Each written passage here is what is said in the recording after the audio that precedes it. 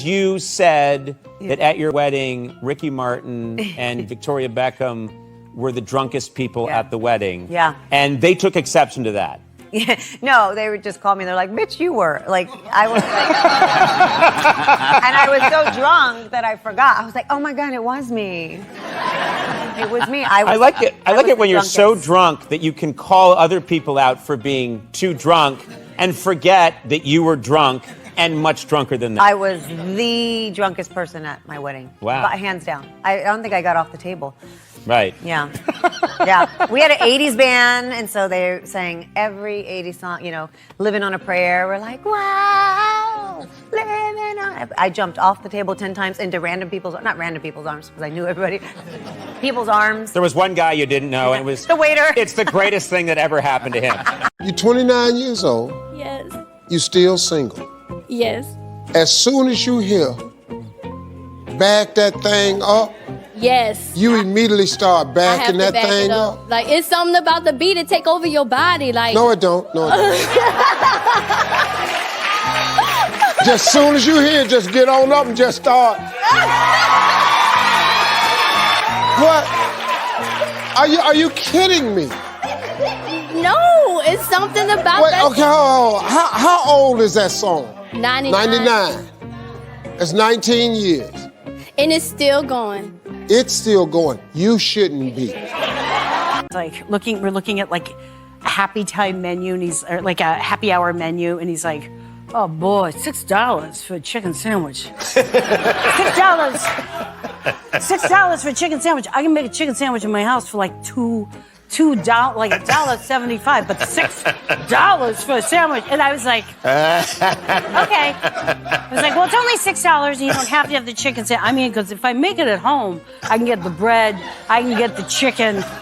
And I'm like, yes, you as a standing rule, you can make cheaper food at home, but this is a bar, and somebody's got to make money, and it's only $6. And by the way, at the time, I was working like 3 jobs. I had probably $28 in my bank account, and I was like, if you stop talking about it, I'll pick up the check. Oh, really? Just stop talking about it. And he's like, and then it's like came to drinks. He's like, oh man, $6.25 for a drink. I mean, are you competitive when you play games? Do you play games at home? I don't mean to be. I know, me neither. Are you? I don't mean to be, but then you saw over there. I was like, no, it's just a nice, friendly game. And then the last, I'm like, but the points are on. Like it's on. Like something. Let's go. I want to win this. Something takes over. I'm less competitive now. Why?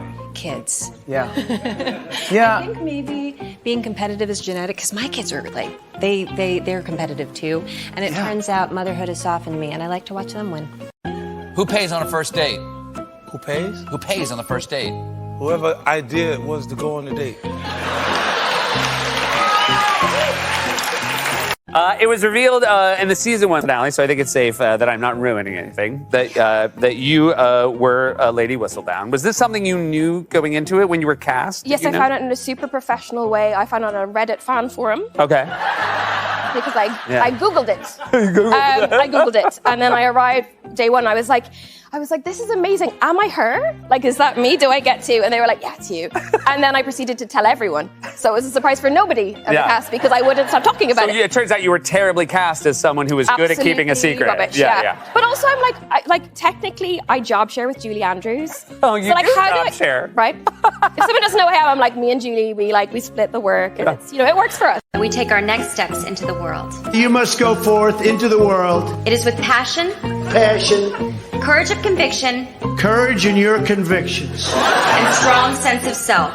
Be true to yourself. We did it! I did it.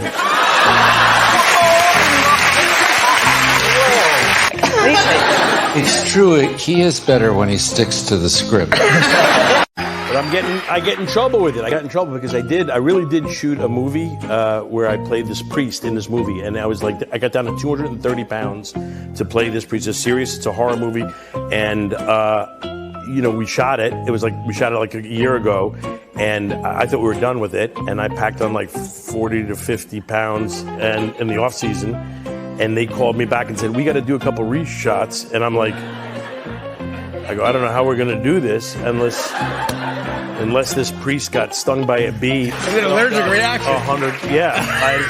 I don't know if he's got hives or something. Oh my God. So now that we're actually shooting a documentary to see if I can get back in shape and actually. But that is real. It is real. This is the start right now. This is it. So I'll come back. Opening scene.